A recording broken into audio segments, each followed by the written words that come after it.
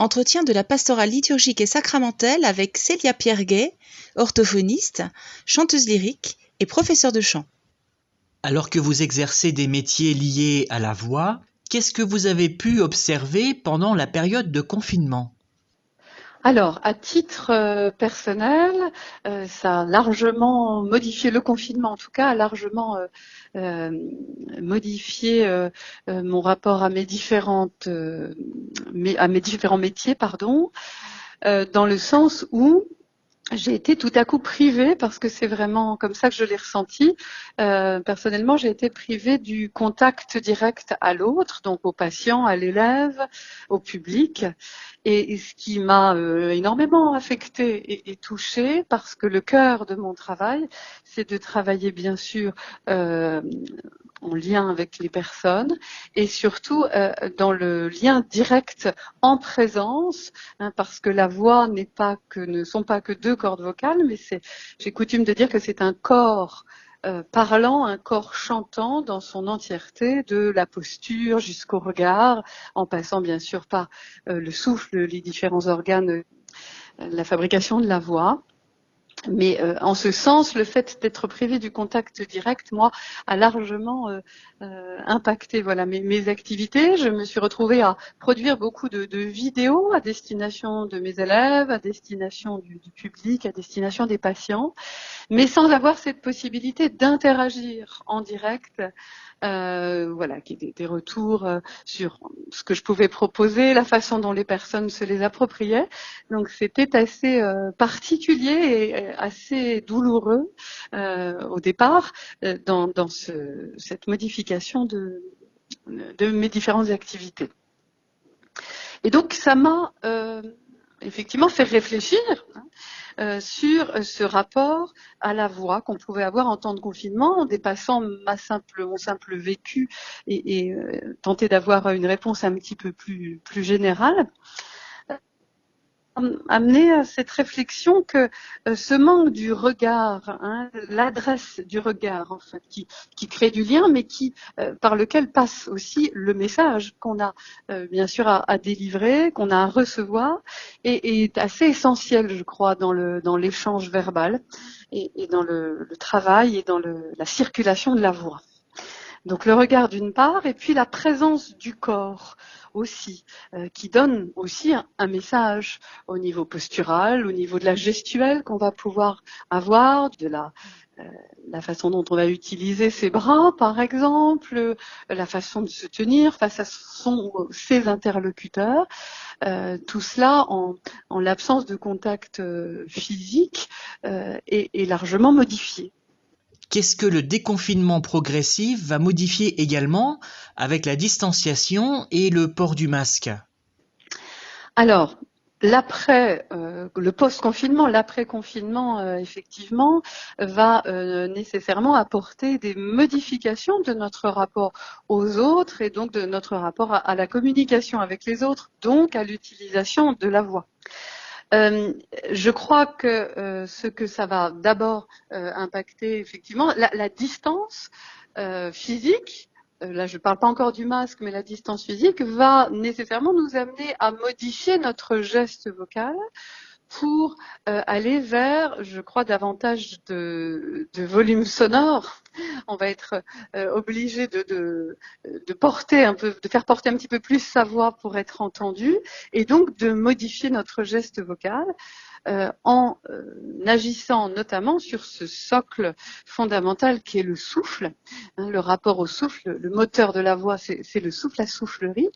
Donc en étant plus tonique, plus dynamique dans la façon dont on va utiliser notre souffle abdominal. Ça, c'est une première chose. Si on veut se faire entendre et se faire comprendre, on va être obligé de modifier ce constate encore avec ma voisine hier, qui a un certain âge certes, peut-être quelques petits soucis auditifs, mais j'étais à distance, depuis nos balcons, nécessairement dans l'obligation de porter davantage ma voix, d'augmenter le volume sonore.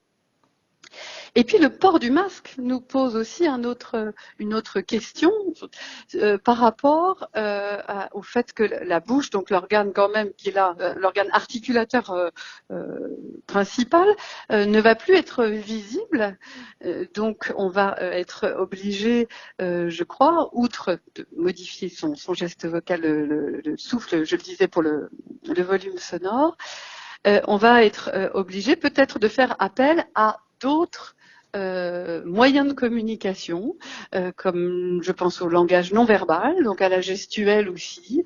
Voilà, je pense que le corps va peut-être être plus largement euh, mis à contribution pour communiquer, en tout cas là je pense surtout à la société civile, mais on n'aura plus recours au toucher, mais on peut toujours par exemple se courber en avant, on peut faire des gestes des bras, on peut voilà, utiliser son corps de façon différente qu'on ne le faisait jusqu'alors, et puis bien sûr toujours parler, communiquer, mais avec cette nécessité masque plus éloignement, distance, d'adapter, je pense, notre volume sonore, vraiment. Comment voyez-vous l'impact sur un groupe comme une assemblée? Moi, ce que je peux imaginer par mon propre vécu aussi, parce que je suis allée visiter tout de même certains patients pendant ce confinement qui étaient isolés chez eux, donc avec le port du masque, avec la distance, et c'est posé à moi la question effectivement de comment parler, comment se faire entendre, se faire comprendre, et puis le parler ensemble, le chanter ensemble. Je pense peut tout à fait être impacté, moins sans doute le chanter ensemble, parce que nécessairement quand nous chantons ensemble, nous allons explorer plus largement les différents paramètres vocaux. La mélodie fait que la fréquence de la voix, donc la mélodie de la voix, on appelle ça la prosodie aussi, va être beaucoup plus variée, donc plus facilement entendable, j'ai envie de dire. Et puis le volume sonore quand nous chantons est aussi lui-même modifié, augmenté, mais surtout modifié, modulé. Là où le problème peut être un peu plus important, c'est dans le message parlé. Je pense que dans les moments peut-être codifier un peu plus des moments de prise de parole par la gestuelle, des choses annexes, parce que ça me semble, oui, délicat d'utiliser se parler ensemble, en tout cas, sans modifier nos façons de faire jusqu'alors. Le service diocésain de pastoral liturgique et sacramentel de Nancy essaye de valoriser la célébration de la liturgie des heures, et particulièrement en ces jours-ci, avec l'impossibilité de se rassembler pour l'Eucharistie. Mais quand on est seul à célébrer, quels moyens vocaux peut-on mettre en œuvre pour ne pas se sentir trop perdu? Alors, ce que je peux vous dire sur le plan vocal, ce qui me vient là, ce serait d'abord un travail sur le souffle, un recentrage sur la respiration, sur le souffle, qui va être donc le moteur de notre voix, de notre parole, quelle qu'elle soit adressée à nous-mêmes ou à l'autre.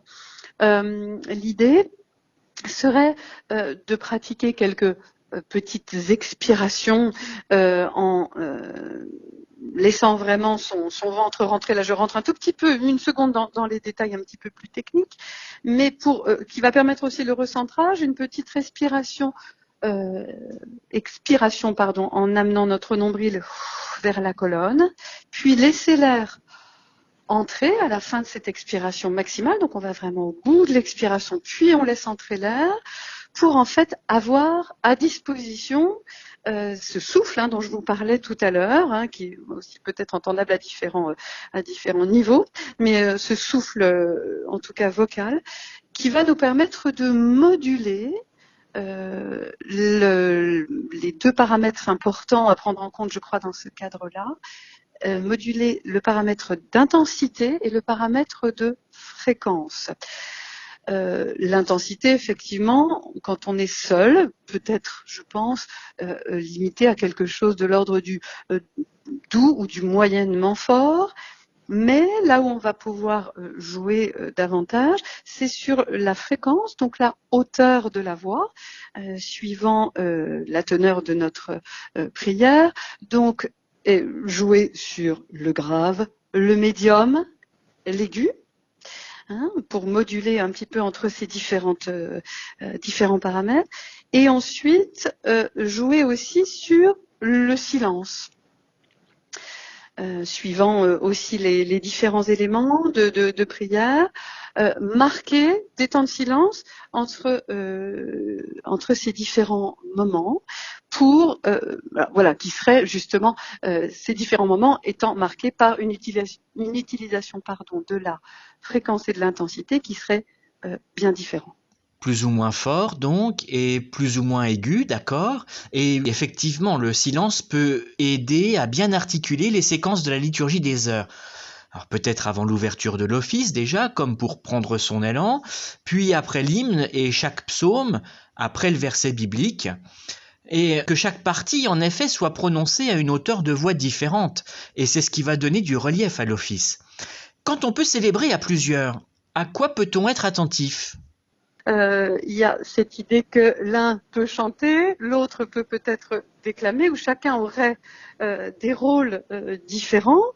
Mais en tout cas, le travail de la voix, voilà, va être l'utilisation de la voix, je veux dire, dans ces moments-là, va être la même. La différence, je pense, dans ces petits regroupements, petits rassemblements, va se faire sur l'utilisation du volume sonore, hein, qui va être moins importante, qui va être bien sûr plus ténue, donc avec une utilisation du souffle moins tonique, moins forte, mais plus sur la longueur peut-être, plus sur une notion d'endurance, avec toujours ce jeu sur les pauses, hein, les pauses, les silences qui me paraissent très importants. Selon qu'on s'adresse à Dieu ou qu'on écoute Dieu s'adresser à nous, ça joue peut-être aussi. Effectivement, donc si on est sur les psaumes et les hymnes adressés à Dieu, on serait davantage dans un engagement physique sur le plan vocal qui va être plus majeur, en tout cas plus important que pour des temps de prière ou des temps des temps de recueillement ou d'écoute davantage. La posture corporelle va être décisive pour proclamer le texte. Qui dit adresse à Dieu dit forcément, je pense, un engagement physique sur le plan vocal plus important, donc une implication de tout notre geste vocal qui va être majoré dans son utilisation. Je m'explique plus précisément. Le souffle, notre socle, le souffle abdominal va être plus tonique, plus important. On va prendre soin de tenir les phrases jusqu'au bout dans la plus grande justesse possible pour les pièces chantées. Nous allons nous tenir également le plus droit possible sur le plan postural dans un alignement de nos 3 étages de l'appareil vocal, donc le souffle, les cordes vocales dans la gorge et les organes articulatoires ensuite. Donc tout ça dans un alignement vertical. Une ouverture de la mâchoire qui va être nécessairement plus grande, plus importante, pour laisser la résonance de la voix chantée, de ces pièces-là, se faire de façon plus importante. Souvent, la difficulté, alors seul ou à plusieurs d'ailleurs, c'est d'être à la fois concentré sur sa voix et sur son souffle, mais aussi d'écouter, parce que c'est la parole de Dieu qui s'adresse à nous pendant l'office. C'est un aspect fondamental aussi. Nous parlons et nous chantons aussi avec notre oreille. On a un retour en permanence sur le plan sensoriel, mais aussi au-delà de ça. Il y a l'écoute physiologique, mais il y a aussi le fait de s'écouter, d'entendre le message, bien sûr, au-delà de tout ça. Alors, je parle de résonance interne, parce qu'on a une résonance osseuse à l'intérieur de son propre corps, bien sûr, dans son corps, parlant et chantant, mais aussi la résonance de chaque phrase. On parlait tout à l'heure de laisser du temps de silence.